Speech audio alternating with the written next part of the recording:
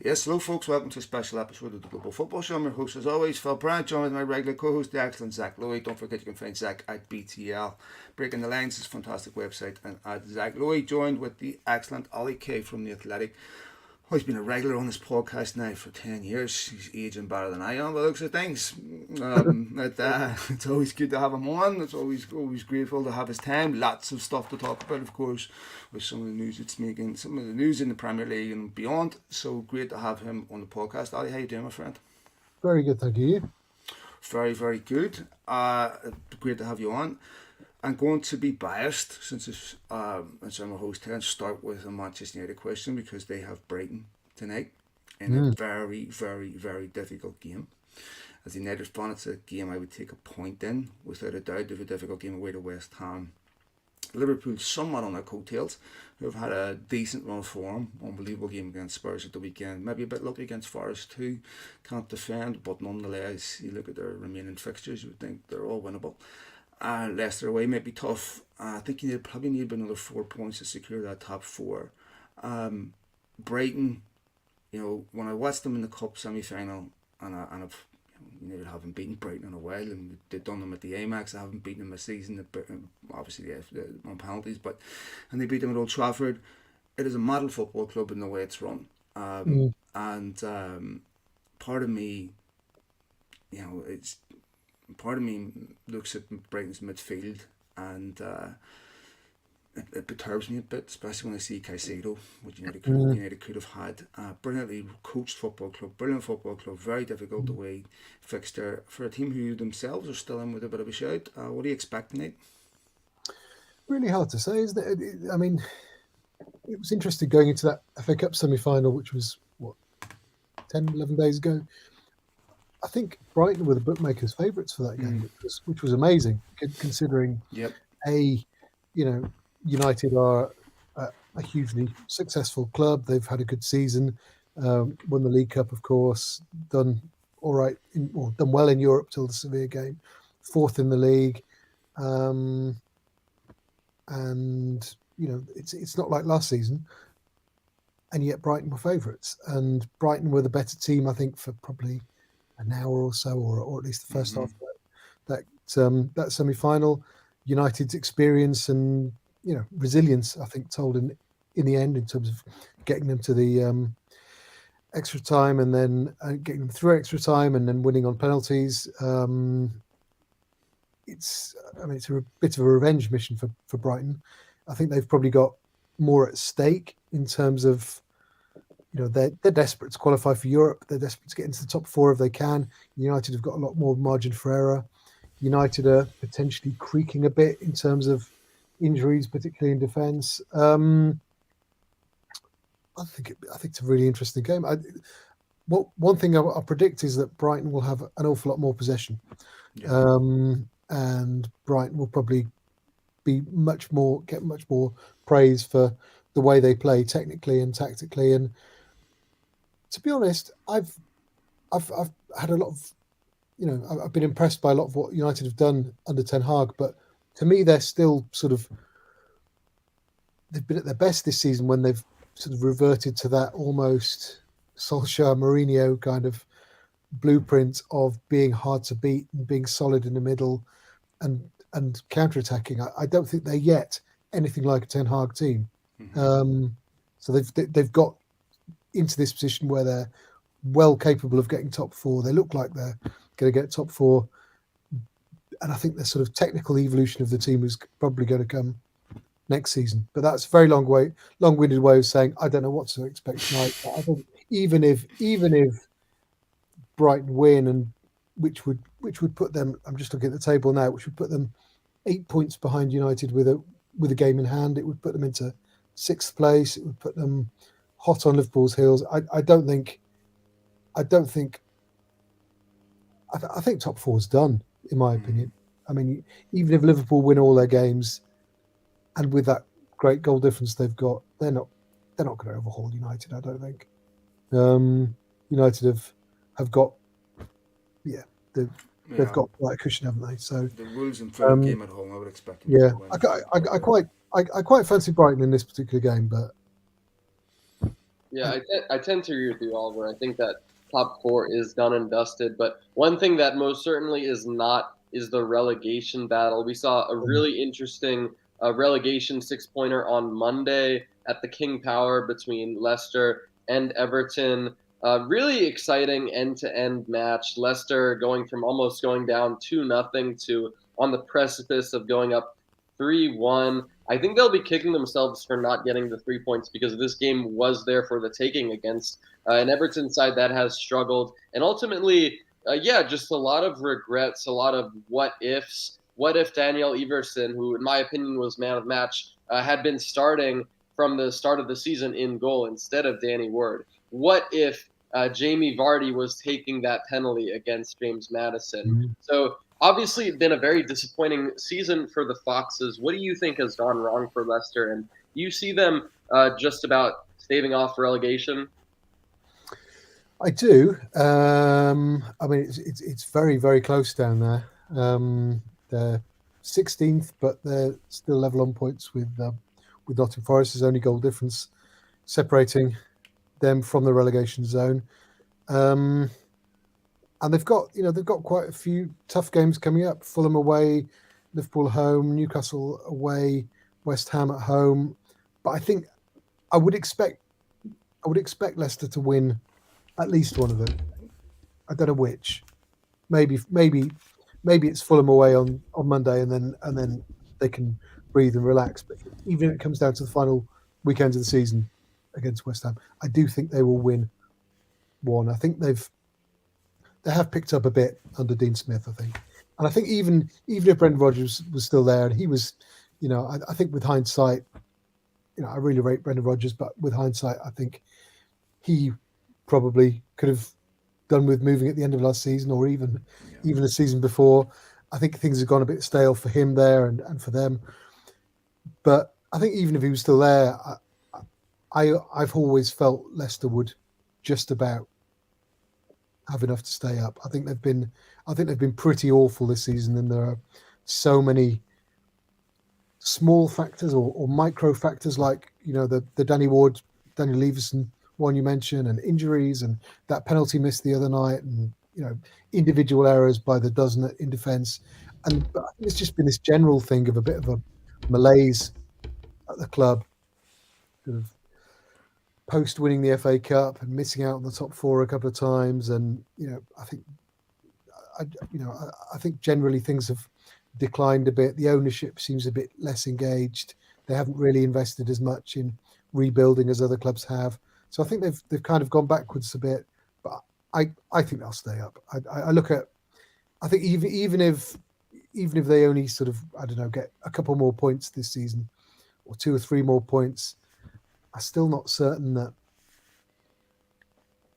Forest and Everton and Leeds are all going to get enough points to stay up. So I think Leicester will be okay. I thought their performance the other night was probably encouraging in some ways, a bit alarming in other ways because their defending was poor, but it showed that there's probably enough individual quality and energy in that team to win another game. It brings me to Everton, Ollie, because it's a massive football club. Huge. And they've spent enormous amounts of money on the machinery.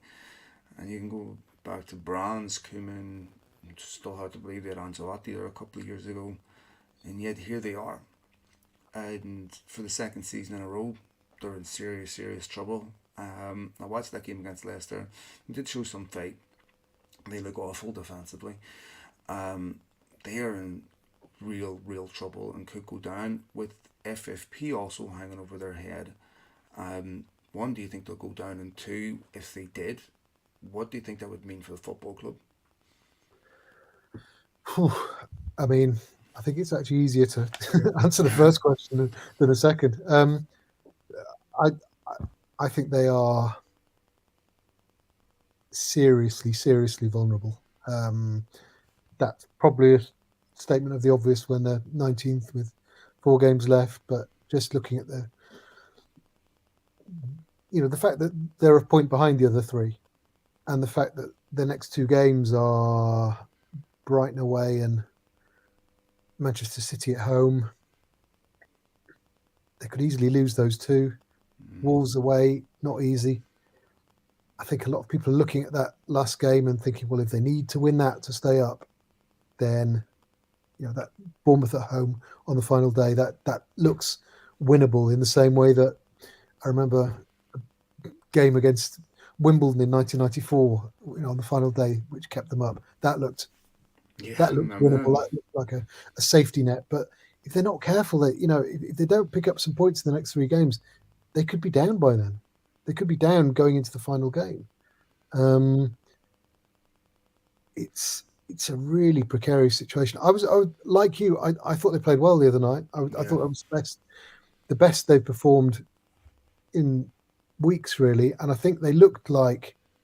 I mean, looking at those two teams on Monday night, you thought, how are these teams at the bottom? And the answer is, they haven't played that well this season in the main, neither of them, and B, the standard is really, really good. I know you get every season people will go, oh, the standard's crap because so and so have been useless and they've underperformed and they're still fifth or they're still sixth, and people will dismiss the quality of the teams at the bottom, quality of the teams in the middle. The Premier League is incredibly strong, as it should be, given the money at stake, given the money involved, and the fact that they're hoovering up sort of all the best players from all over Europe. But I was looking at that game the other night, thinking, how are these two teams? How have they been so poor all season? But Everton have been, and they've been poor for two seasons really. And if you have to ask me right now, before the weekend's games, I would say, I think they probably, I don't know, probably. It's a bit of a coin toss, but I certainly don't give them a better than 50 chance of So tragic. staying up. And every Everton fan I speak to, and I know many of them, they fear the worst. They think this is the time. So they've got to pull the performance out. And as the second part of the question, how, what will happen to the club if they go down? I mean, if they stay up, the future suddenly will seem a lot brighter because they've got the new stadium coming around the corner. I was there not long ago, taking a look from the Dock Road. It's going to be a really good stadium. It looks really good. It's almost surprising that after all the sort of stadium projects that have been aborted over the years, that it's surprising to see it's actually happening. But they could be in the championship. They could be in the championship for a long time if they're not careful. They could do a Sunderland or a Sheffield Wednesday and drop further because, as you say, financial fair play and so on. If they stay up, they will be, I think, clear of some of the historic overspending which has restricted them FFP wise the last two seasons. They might be able to have a bit more freedom in the transfer market. But if they go down, I mean, they are. Well, they would desperately have to clear the wage bill because the wages are massive. They've overpaid massively in terms of wages on Premier League income. There will be players there on money that is completely unsustainable in the Championship. And I don't know, say they were to sell Calvert-Lewin and Pickford and one or two others, Iwobi, Onana, it would clear some of the debt, and it would make it easier to make ends meet. But then you would think, well, are they going to have enough quality to come back up again? And then there's the fact that the Football League, the EFL, are much, much stricter on financial mismanagement and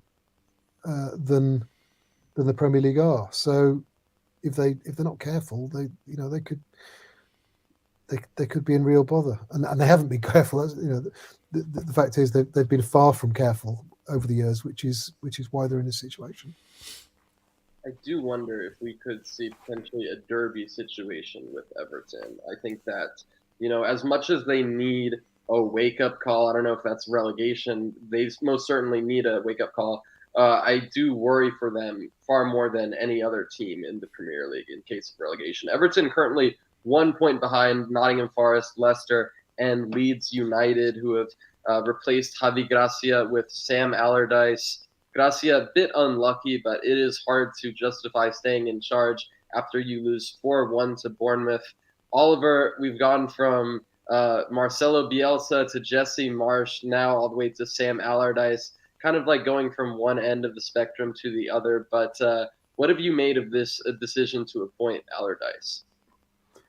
I know Sam Allardyce very well. I've known him for more than 20 years, since he was at Notts County and I was a young reporter at the Nottingham Evening Post. I have a lot of affection for him, respect for him, and I will defend his managerial career against anybody who dismisses him and say, oh, he's a long ball merchant or never won anything.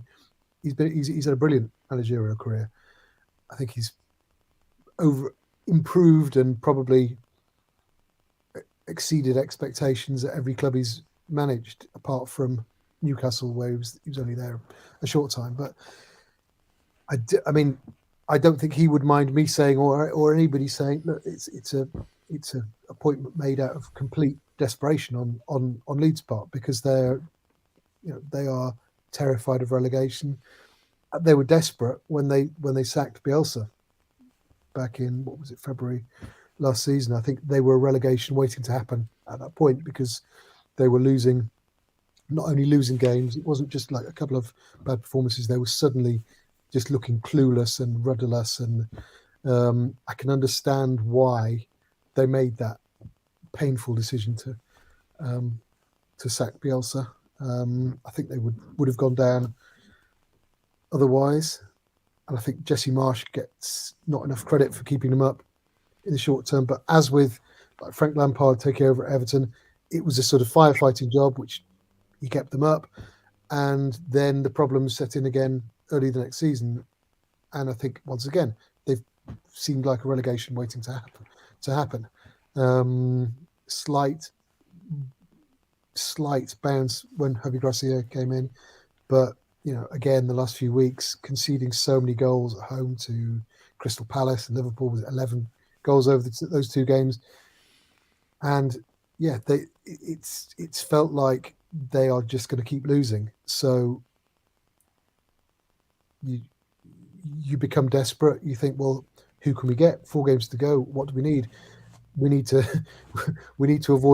stop losing. Who's good at that? Sam Allardyce, basically. That's what he does. But he's normally come in. I was looking at the stats for a piece yesterday on The Athletic, but he normally comes in around November, December for these salvage jobs, and normally, Blackburn, Sunderland, West Ham, Crystal Palace. He's always sort of come in and bought, had at least one transfer window and strengthened and got different types of players, and any kind of soft touch club, he's always brought in stronger, physically imposing players that can play his kind of football. In this situation, he's got to try and play his sort of survival football, his sort of back to basics, clean sheets, keep it tight football, with a group of players who have been assembled with a view to the kind of Red Bull model of resaleable players, development players, young players who are suited to should be suited to playing sort of fast tempo football, which they've not done brilliantly this season. And Allardyce plays a completely different type of football. So I don't know how he plans to turn it around, with bring his ideas to a completely different group of players. And they've got Man City away, followed by Newcastle at home, West Ham away, Tottenham at home. It's a really tough run of games again. So Leeds, Everton, Forest. I don't see many points being picked up by those three this season. So one of them is clearly going to survive, because I think Southampton are gone. But it just looks desperate for the other three. Somebody's going to probably scrape a win and a draw and stay up, and Leeds will desperately hope it's them under Allardyce. Big Sam gets typecast a bit as the old-fashioned British manager, that is an up-and-out manager. But I think that's really unfair because if you look at Big Sam over the years, Big Sam was embracing methods way decades ago that he took from the US. He took from US sports. He's quite a methodical guy that embraces lots of different ideas from lots of different sports. It was mocked a bit yesterday for his press conference, but even if Leeds go down, I would keep Sam, and I don't think that it's fair that he gets typecast a bit as an old-fashioned British manager, old-fashioned tactics of long ball. I mean, he's actually quite a bright guy. Oh, he's a very bright guy, and people. I tweeted about it. I was amused by what he said about Klopp and Guardiola and being equal to them, and people react. I think people think, does he really believe this? And look, maybe he does, maybe he doesn't, but I think it's largely being said for the benefit of his players, so that they kind of buy into this idea that we've got, somebody who really backs himself, knows what he's doing, which he does, and it's he's certainly bright. And the thing is, he was being dismissed as old-fashioned and prehistoric, dinosaur, etc. in the 2000s when he was at Bolton, when he was very modern. But you're never very modern and progressive for long in football. And you can, like, Arsene Wenger was sort of modern and progressive, the most progressive and pioneering manager the Premier League's ever seen, perhaps, in 1997. But 20 years later at Arsenal, he had begun to seem like somebody who was, or even 15 years later, he'd begun to be seen as somebody who's stuck in the past. My concern with Allardyce, as well as the sort of whether those players are compatible, is that he's only worked 6 months in 5 years since leaving Everton, and I don't think he was prehistoric or stuck in the past at Everton. I think he was, I think he played a kind of football which Everton fans said they didn't like, but I think they probably preferred it to most of what's come subsequently. But I think the way the game's changed over the last 10 years or so, I think he is very old-fashioned compared to most of the managers now, most of the coaches, when he was at West Brom, their sort of pass completion was way below the rest of the Premier League because he was playing a much more direct style, which nobody really plays anymore. But you might say, I mean, who would you call a direct team these days? There's nobody really in the Premier League. Sean Dyche was accused of it at Burnley, but it was certainly not direct compared to the teams in the 90s or the 2000s. But he's going to go there and probably rely on his the old-fashioned sort of back to basics approach that he has is exactly what Leeds feel they need to buy into for these few games to become hard to beat again. And so I would say he's always been modern in some ways. He was always ahead of the curve in some ways in terms of analysis and all the sports science and things that he was doing at Notts County in the 90s, never mind at Bolton in the 2000s. And I think now, probably because everybody does all of those things, he's probably not coming in with new ideas at all this time. But maybe it's that sort of, maybe now, the way things are now, maybe the completely compact defending and being so tight at set pieces and not wanting to take any risks in possession in the in their own half, maybe that will suddenly seem very very novel and very new, and a change. Maybe it can be what keeps them up. I don't know. Oliver, another team that is suffering a dismal run of form at the moment is Chelsea Football Club. That's now 6 straight defeats since Frank Lampard took charge. And honestly, I was watching their game against Arsenal, and it looked like when your teacher got a sickness or injury, and they brought in a long-term substitute, and all he do is put in a movie for you to watch. That's what it felt like. It was honestly taking me back to high school, because these players, they look like they're on vacation.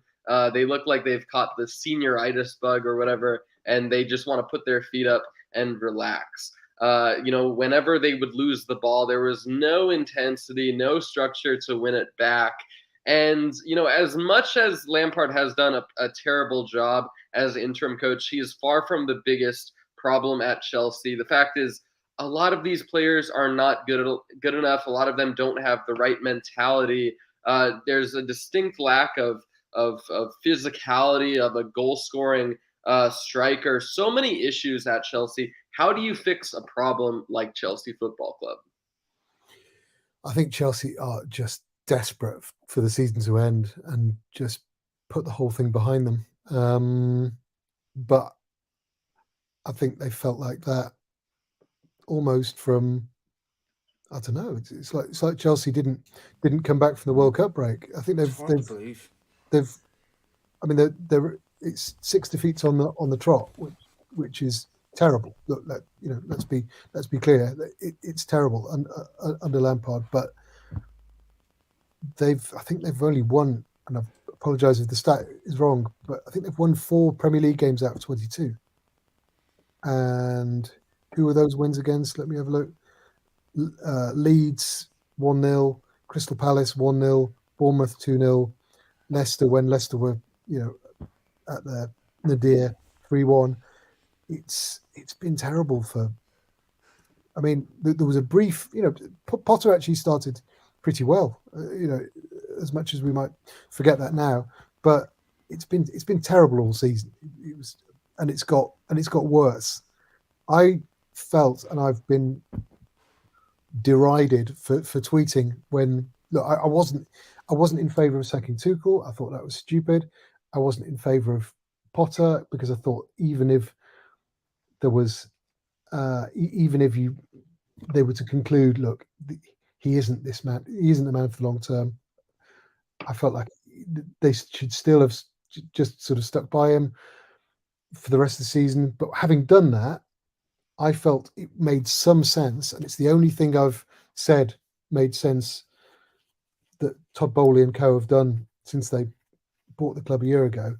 I thought it made some sense to have Lampard there as an interim and just be able to look for, work on the appointment of the long-term replacement without the pressure of sort of needing to rush that.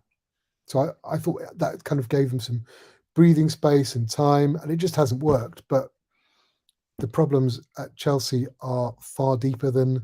I mean, look, Graham Potter's reputation improves by the week, really, because it's just a complete mess. Everything that came out of the club, before and after Potter was sacked, about there being so many players they couldn't all fit in the dressing room at the training ground. There being so many surplus players at training that they needed to create another 9-a-side game for the 18 players who weren't involved. It's ridiculous, and it's the last. We've seen it happen many times in the Premier League era where somebody's come in with loads of money into a club and they've gone at it like a kid in a sweet shop and just doing ridiculous things. Man City are rightly praised for a lot of what they do, but Man City was a bit like that at the start after the Abu Dhabi money. Man City was certainly like that under Thaksin Shinawatra the previous year, QPR under Tony Fernandez. There are so many examples of this. Everton under Bashiri, disastrous. year after year, just flailing around, no plan, just all transfers, shiny things, exciting players, players we've heard of. Wow, let's sign them. Chelsea's first year has been as mad, as irresponsible, and as reckless as anything I've ever seen, and I include Tony Fernandez's QPR in that. It's just been ridiculous, and To me, Ollie, I never seen. I mean, Tony Fernandez was buying different level players, right? And yeah, I think he brought in like 14 players one year on the Marquis. And when I look at Chelsea, they're not even competitive in games. I mean, I watched the Brighton game. They finished up 2-1, and it really should have been 7 or 8-1. I watched them against Arsenal. I watched them in other games, and I'm looking at this, and you said something that's quite important there. Graham Potter's reputation is improving by the week, and this is a real issue for another manager coming in there. Do I want to sacrifice my reputation for these people? Because here's the thing: Chelsea need to know why they're failing, and I'm not sure they do, right? And you're looking at what can a manager really change at that football club when most of the players they bought are on 8-year contracts, so you can't get rid of them. You can't buy because of FFP, so you still need to sell. They're essentially a glorified coach because your authority's been usurped by people who know nothing about football. And I tweeted something back in July, and I said, Todd Bowley could easily be Chelsea's Ed Woodward. And Manchester United for a decade refused to listen to people that understood football. And it's not inevitable that this gets better, by the way. And these are people that are going to have to remove their ego from the club, which is not easy to do. That probably don't find fault with themselves as to why this is going wrong. If they listen to football people, the model has to completely change. There's Igbali, of course, who's also got to take responsibility for this.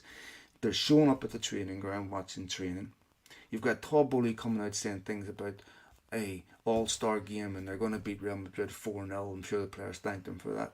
And you've got players that don't feel like it's their fault. I can guarantee you they'll be, what they were saying about Graham Potter, and we had to look him up on the internet and we're calling him Harry Potter and everything.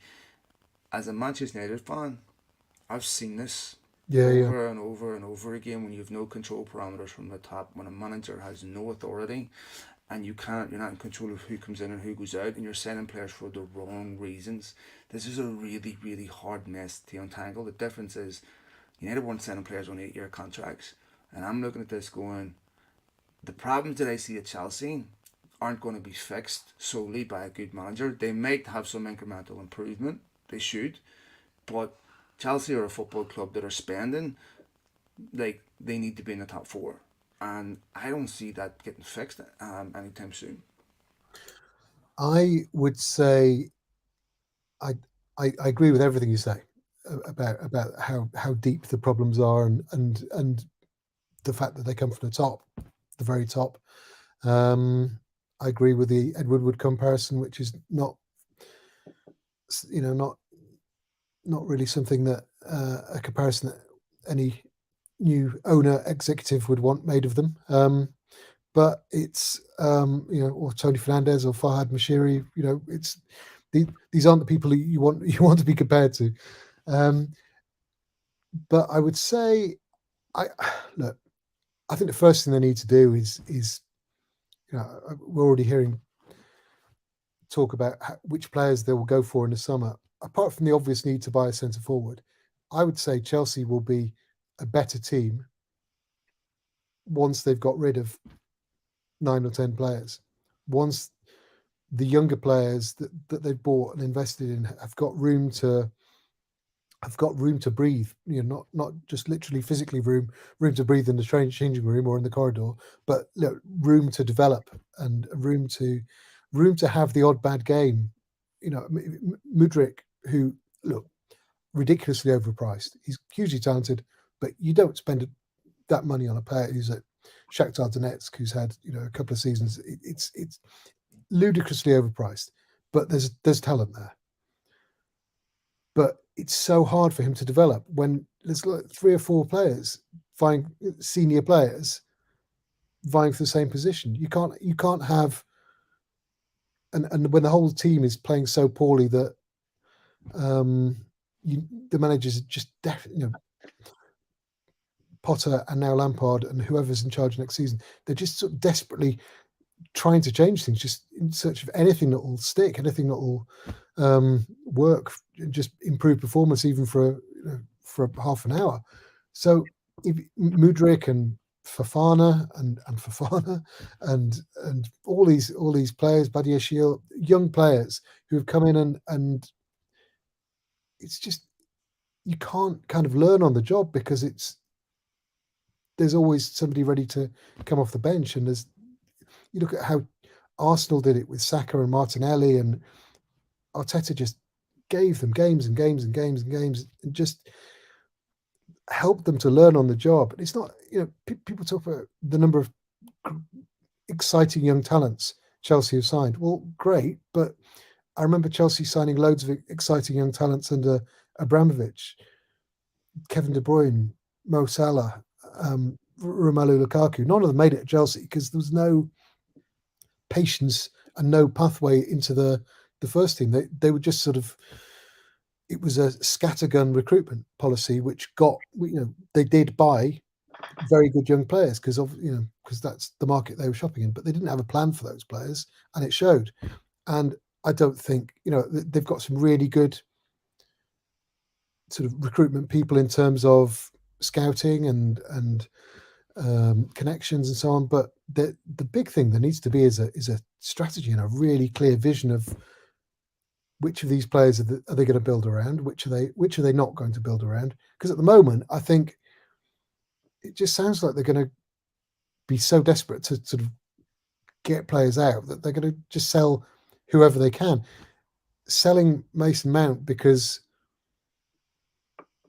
you've probably because you're in the final year of he's in the final year of his contract, and you're struggling to meet his demands when you've actually gone so much further than meeting the demands of so many other clubs and so many other players.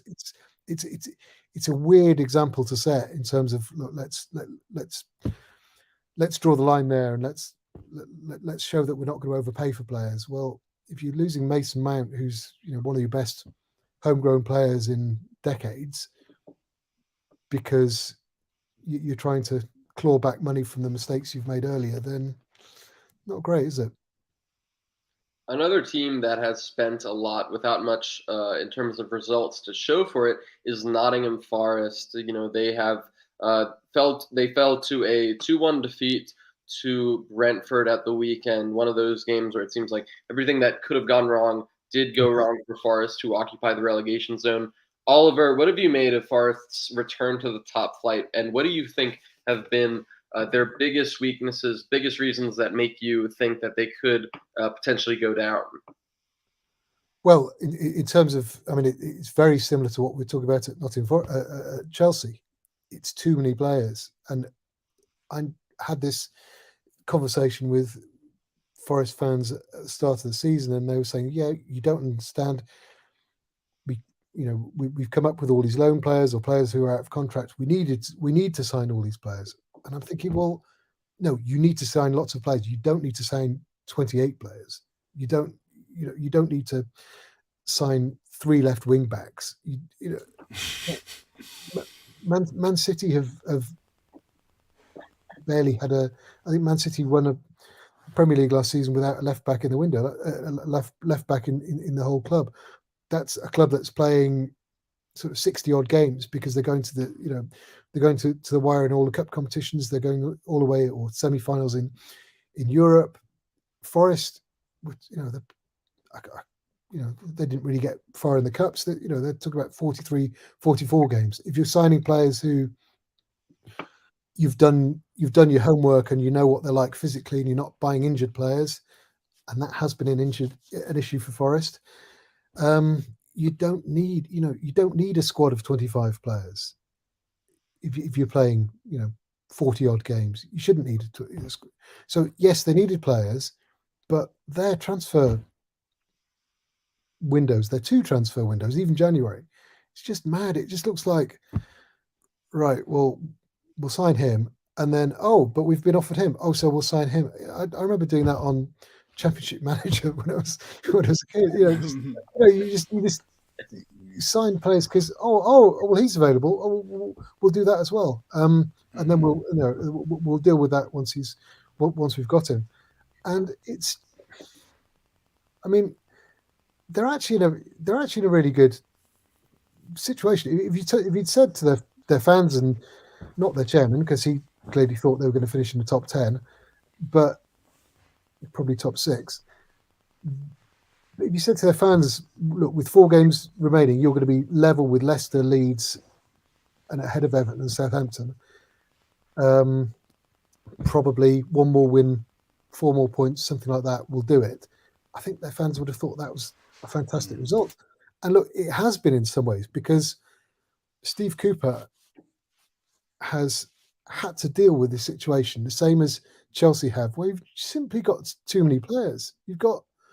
And it's got to be, and you lose. They've won 7 games out of 34, which I think is an achievement, because they've not got great players. They've got loads of players, but they've not got many. They've not got many players that you would have thought would be up to that level in the Premier League. And it's so hard when you've got so many players, and it can't be good for team spirit, and it can't be good for cohesion in terms of tactical, in terms of trying to build things and build relationships on the pitch, and having to adapt from playing, very front foot last season to being much more on the defensive this season, because they've been dominated a lot of the time by better teams. I think Cooper has done a brilliant job. And I've absolutely no doubt at all there have been stages throughout the season where Marinakis was desperate to sack him, because he can't leave it alone. He can't. He goes against the grain with him. You look at what he's done with Olympiacos over the years. He's always sacking coaches. I think it was his instinct to sack Cooper in about September, and thankfully he was talked out of it or saw sense. And I think if Forest stay up, it's going to be because of excuse me. I think if Forest stay up, it's going to be because of Steve Cooper. He's an extremely good coach. He's done a fantastic job. If they stay up by a point, he's done a brilliant job. If they go down by a point, he's still done a brilliant job, and he will be the reason they end up with as many points as they do, rather than the reason they didn't end up with more points.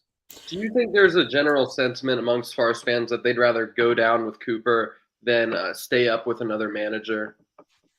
Yeah, one of my best mates is a Forest fan. He said his view has always been, I'd rather go down with Cooper than stay up with say a Sam Allardyce or even Rafa Benitez or whoever, those whoever might come in, if it was more of a sort of troubleshooter manager. But he confessed about a week or 2 ago that the closer it gets, the idea of dropping out of the Premier League, he's loved it. He's loved going to all the big grounds with his son. Taking him to Anfield the other week, taking to Chelsea and Spurs, Man United, Arsenal, all the big grounds, and going away. And it's been fantastic. Even though I think that if they only won 1 away, I think, or their away record hasn't been great, but he's loved the whole Premier League experience. But he did confess that if it came down to it, he would just fear for the financial consequences of the club if they're relegated, because they've massively overspent. They've overspent in the belief that it would keep them up. Last couple of questions, Ollie. I really appreciate it. I want to evolve the conversation over to Tottenham, because when we talk about football clubs in crisis, I'm trying to understand what Tottenham's strategy is. Daniel Levy has been credited over the years as being quite shrewd in the transfer market. Now, depends who you talk to, people will tell you he is quite removed from the day-to-day operations of the football club. Spurs fans want him out. They hold him accountable for what's going on. I've looked at their last couple of appointments. Mourinho, of course they appointed Nuno. They appointed Conte, and I'm trying to understand how Mourinho and Conte fit with Spurs. Now, Conte turned the job down first of all, then took it. And when I look at what Spurs' strategy is buying young players, developing them. That's not an Antonio Conte model. That's not a Jose Mourinho model. I'm trying to understand who's coming up with these decisions, not hiring someone like Eric Ten Hag when he is that type of manager that would invest in young players and develop them, which he's done at Yeah. Ajax. I'm trying to understand who's connecting the dots here at Tottenham and looking at this and going, let's go for a Conte, let's go for Mourinho. Both have very predictable outcomes. And then let's go into the transfer market and buy a bunch of young players. Now, I'm not sure Antonio Conte has enough right to complain the way he did. I mean, Spurs were always being Spurs. They did exactly what they've always done. Not sure why he expected much different. He turned the job down for a good reason the first time. But I'm looking at this going, who is identifying these managers and saying they fit with the developmental model? Because they clearly don't. Yeah, well, I think an awful lot of the time it has been Daniel Levy, and they have been popular appointments. I think Spurs fans would generally quite on board with. I mean, there'll be exceptions, but will we're generally on board with the idea of um, But were they on Mourinho. board, Ollie, because they were Let's expecting let's something let different when they hired those guys? In the sense that okay, we're not going to have a developmental model. We're going to buy stars that obviously mm, suit what we should expect with a Mourinho and a Conte model. I mean, maybe they were expecting something different. That Spurs were going to behave differently because the Conte took the job. Maybe it was made promises that Spurs should be different. I don't know. Sorry, didn't mean yeah, to cut you. it's no, I agree with you on the complete sort of disconnect between the idea of being a the idea of buying young players, which they've continued to do. People like Sessegnon and Jed Spence and Kulusevski and Brian Hill, who's young, still young, Romero, Porro. They bought young players, and Mourinho and Conte, they both like to buy players who are and work with players who are battle hardened. So like Perisic and like Højbjerg, even though he's he's not ancient, but he's a sort of battle hardened player. That's the kind of players they like. So there's been a just in terms of profile, never mind playing style or anything like that. It's a complete contradiction, isn't it? I found that very strange, and I think Spurs, having made those appointments, didn't really embrace the type of manager that they had, and I don't think those managers could ever be claimed to have really embraced the type of club or the type of project that they had. So yeah, all predictable outcomes. But it was interesting. There was a thing that my colleagues Charlie Eccleshare and Jack Pitbrook wrote on Spurs about the squad, about the size of the squad, and the age profile of the squad, which I found absolutely fascinating.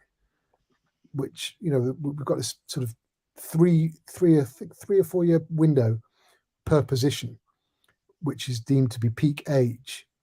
So it will be for strikers and central defenders, it's sort of mid to late 20s to about 30 or something like that. And there were only, I think, 7 players within this vast Spurs squad, which includes the players out on loan, who were deemed to be within this sort of 3 year period of peak age. And they are, I'm looking at it now, Davinson Sanchez, Sergio Reguilon, Emerson Royale, Yves Bissouma, Tanguy Ndombele, Rodrigo Bentancur, and Giovanni Lo Celso. Now, most of those players are out on loan. Would And Kane not fall in that category? he's he's 29. He's deemed to be outside of that sort of peak category in terms of. I mean, maybe he's defying it, but it's the point is there are all those players in a sort of what should be the best years of their career. They're either playing poorly or they're out on loan because the manager didn't fancy them, which also serves as a reminder where you've got younger players like Romero, Porro, Sessegnon, Spence, Skip, Kulusevski, Hill. It tells you that this is a club where players haven't really developed over the last few years under Mourinho and under Conte and briefly under Nuno, but players haven't gone to Spurs and improved. So you've got all these players who are coming up to peak years in theory, which is good, but are they going to improve at Tottenham? I think the only way they will improve at Tottenham is if they get the type of manager who is going to improve players, and I find it bizarre really that they appear to be on the brink of letting Pochettino go to Chelsea. I think he'd be perfect for Spurs. Whether Spurs would be perfect for him second time round, I don't know, but I would think from Spurs' point of view, the prospect of a second, a remarriage with Pochettino would make a lot of sense. Oliver, wanted to ask you about a report from your athletic colleague Mario Cortejana, where he talks about Jude Bellingham to Real Madrid being not a done deal, but closer than ever. We had the chance to speak to Harry Redknapp about Bellingham, how he'd fit in at Real Madrid. But I'm curious, it does seem like an interesting career path, going from Birmingham City in the Championship to Borussia Dortmund in the Bundesliga to probably the most successful club in football history. What do you think about this potential move for Bellingham?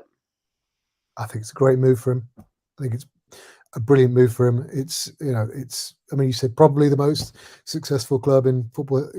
I think it has been the most successful club in terms of, well, certainly in terms of European football, in terms of all those European Cups, all those Spanish League titles. I think, they are the biggest club in the world.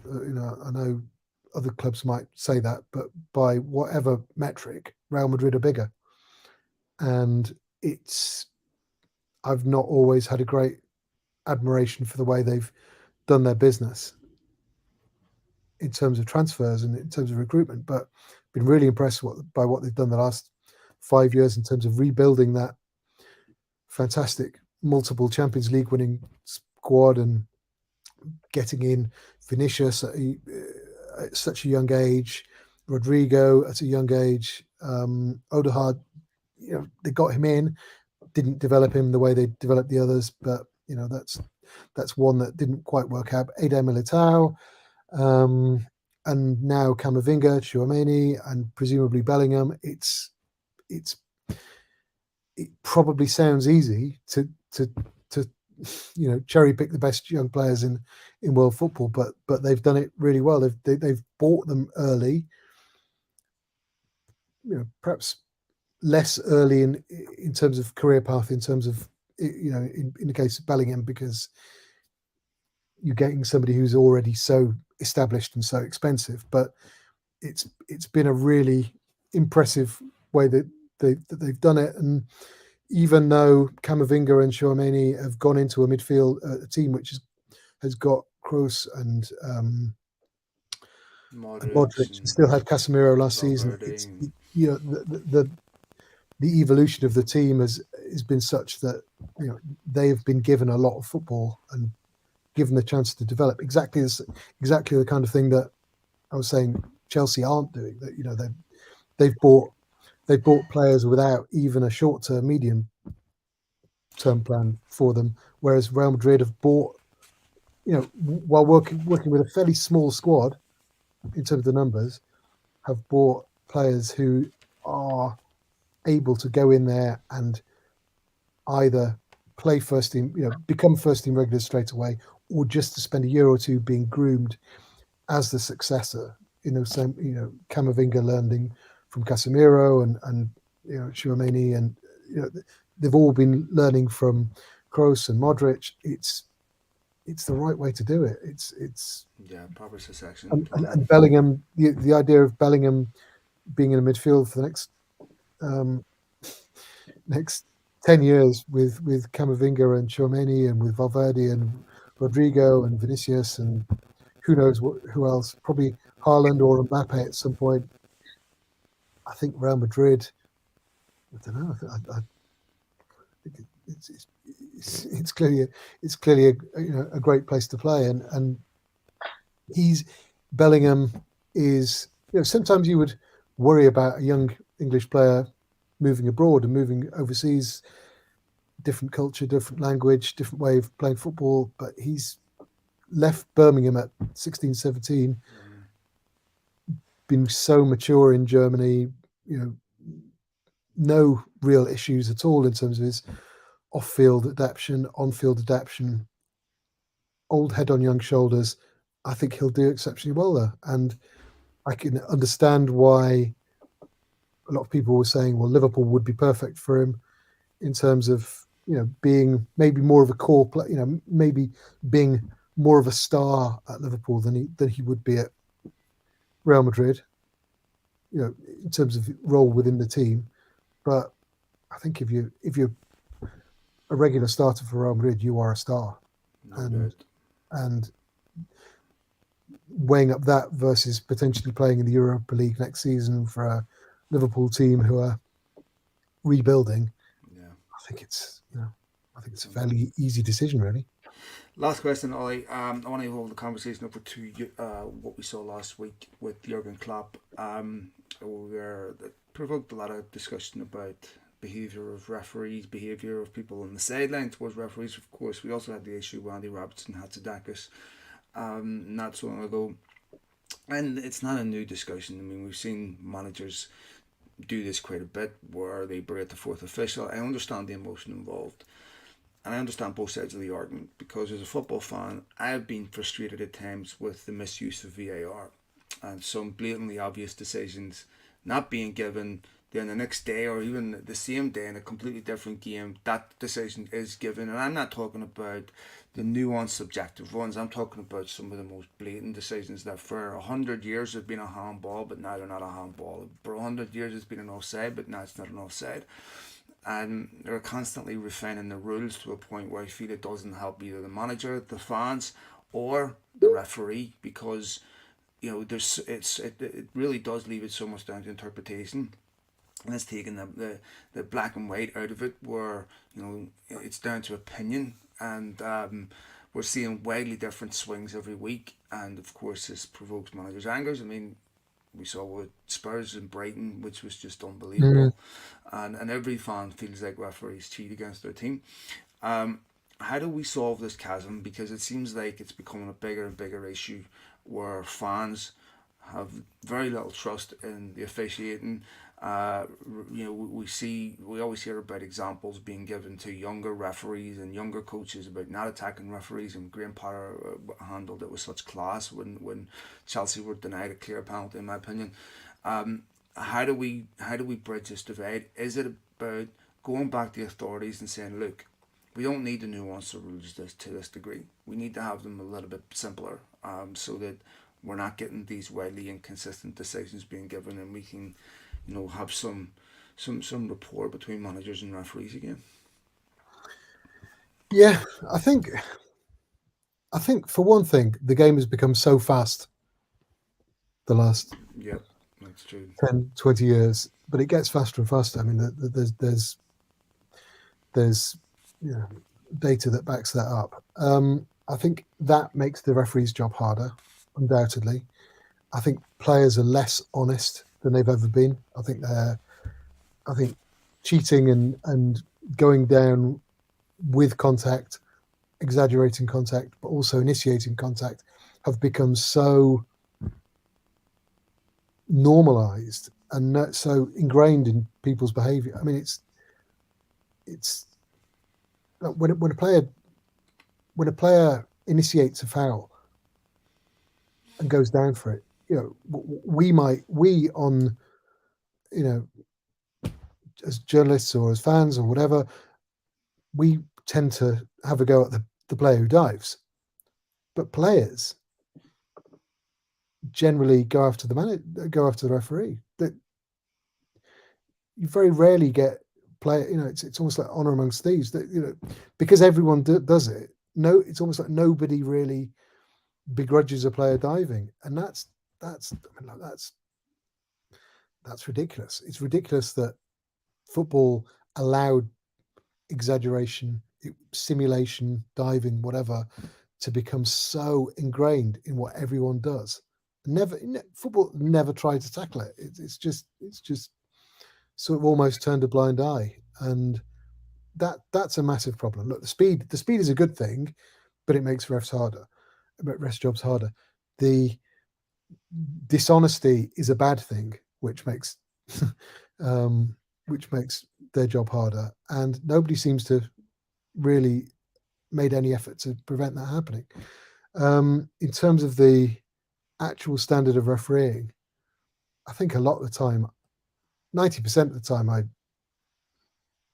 really sympathise with referees, and I think they have an absolutely thankless job, and I think it's vile when people accuse them of corruption or bias or total incompetence, when a lot of the decisions are really marginal, or at least there are shades of grey within it. Some of the decisions are harder to understand, but I don't think we have a crisis in the standard of refereeing. I think the crisis is in how vague the rules are in some cases, and how, in terms of handball and offside, how it's just like changes from one season to the next. I mean, some of the I just don't know. I don't understand the endless tweaks to the handball rule and the offside rule, because I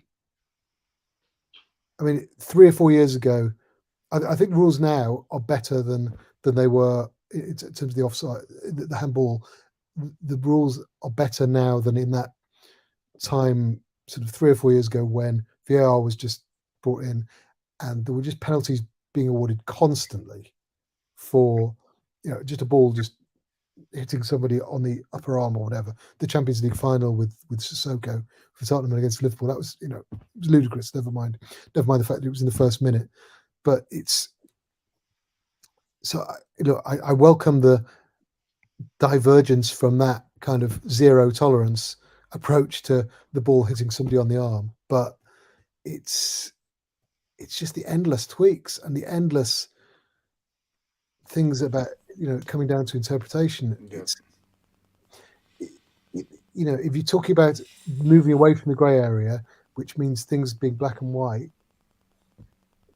you're almost saying, well, okay, do we have no contact at all? And I think, well, that's just mad, having no contact at all. But I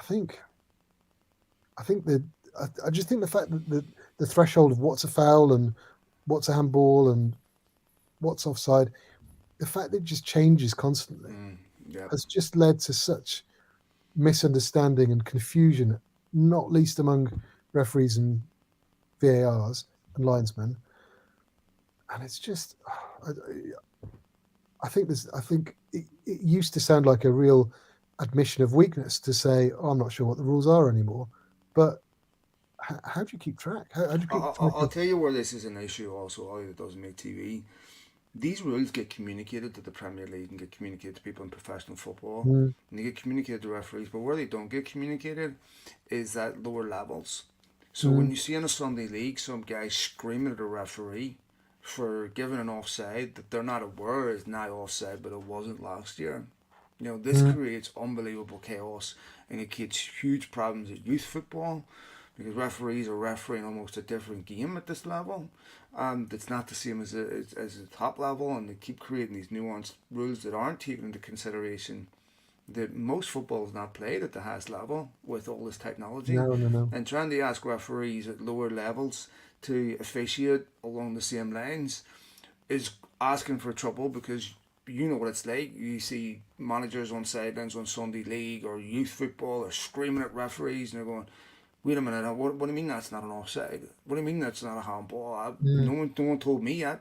And to me, I just think it's so, I didn't mean to cut you off, unnecessarily complicated, because it just some things just don't need to happen. But anyway, people will never fix this problem.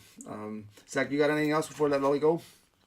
Oliver, just one last question. I wanted to ask you about Lionel Messi being suspended by 2 weeks by Paris Saint-Germain after taking an unauthorized trip to Saudi Arabia. It does seem like Messi's time at Paris Saint-Germain is going to end in disappointment. What have you made of his spell at the Parc des Princes, and what do you think is next for Messi at this point in his career?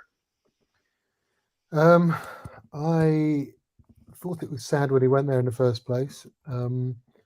Thought he just should be somebody who spent his whole career at Barcelona. It seemed perfect, and I feel that it's just been regrettable his time in Paris. I mean, he won the French league last season. He will probably win it again, despite they seem to be doing their best to try and throw it away. He'll probably win it again, but it will be under a cloud because he's been suspended by the club and for visiting Saudi Arabia for an ambassadorial trip when he was meant to be at training.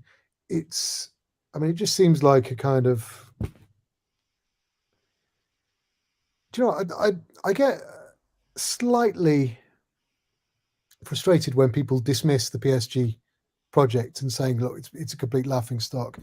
It's become that the last 3 years or 2 or 3 years, but it wasn't that. It wasn't that. They were building something, compelling within the constraints of Liga, but they were one of the best teams in Europe for most of the past decade.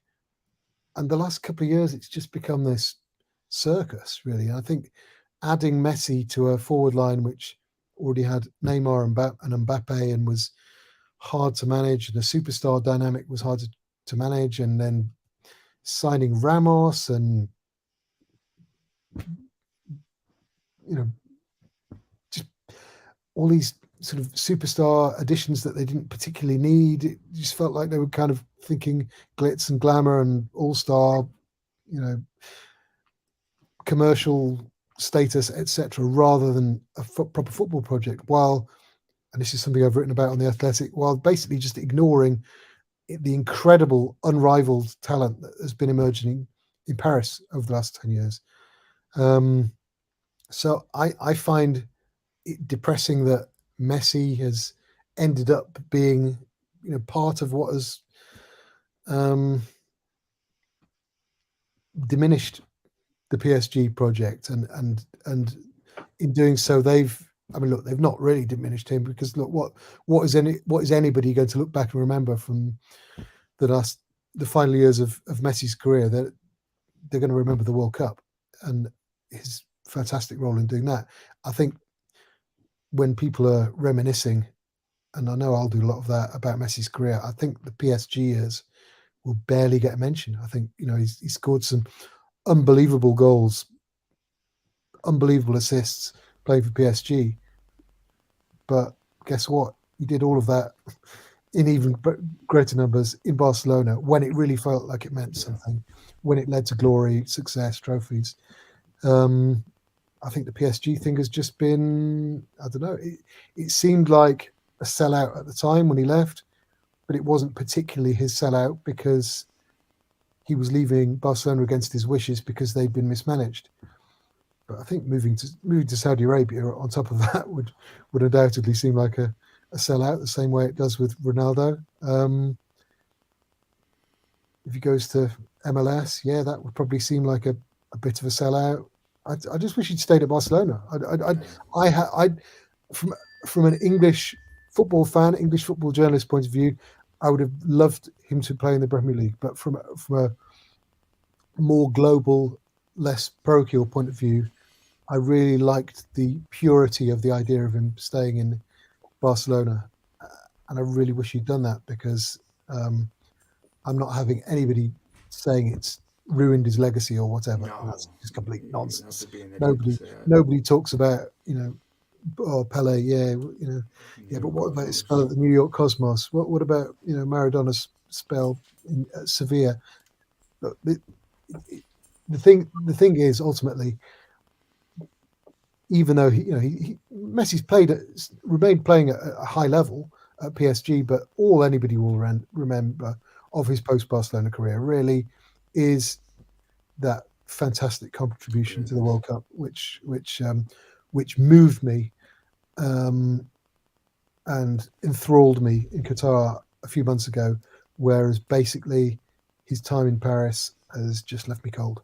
No, listen, he was a gift from the gods, Ollie. I mean, if you're a football fan, you just have to. Even when he was tearing United apart in that Barcelona team, it was, you just have to admire the genius of him. And he's just sad that all these things come to an end, and it always seemed to end the same way, where that decline is always hard to take. But we'll see what happens, mate. You've been such a gentleman. Thank you very much for taking the time to talk to myself and Zach on the podcast. And take care of yourself, and we'll get you back again soon. I'm sure you're delighted to hear that. Yeah, I'll try and find a better backdrop for next time. Oh, it's all right, mate. We're having renovations. It's a struggle to find a room without workmen in it. So yeah, I've been. I thought this is where you film your OnlyFans. Sorry, I should. My reaction then should be, "What's OnlyFans?" Yeah. I don't know. Zach was telling me about it. Okay. Thank you very much, mate. Much appreciated. Cheers, All right. See you, mate. Bye.